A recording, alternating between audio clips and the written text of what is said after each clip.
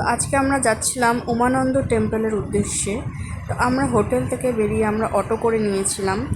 তো আমাদের অটো ভাড়া নিয়েছিল প্রায় 300 টাকার মতো। তো উনি একদম আমাদের ঘাটে ছেড়ে দিয়েছিল। তো এখানে এসে আমরা টিকিট করেছিলাম। তো প্রাইভেট এবং সরকারি দুটোই চলে, কিন্তু সেই দিন যেহেতু বিজয়া দশমী ছিল, সরকারি লঞ্চ বন্ধ ছিল। তো আমরা প্রাইভেট লঞ্চে গিয়েছিলাম এবং সেটাতে কিন্তু পার হেড 200 টাকা করে নিয়েছিল, মানে যাওয়ার আর আসার।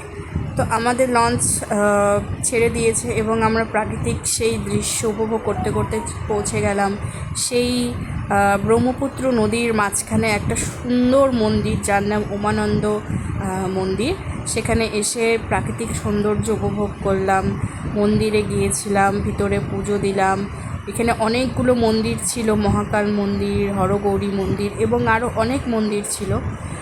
হনুমানজিরও মন্দির ছিল। সেখানে সব জায়গায় মন্দির দর্শন করে প্রণাম করে তারপরে আমরা আবার বাড়ির উদ্দেশ্যে রওনা দিলাম। আশা করি আমার এই ছোট্ট ব্লগটি তোমাদের সকলের ভালো লাগে।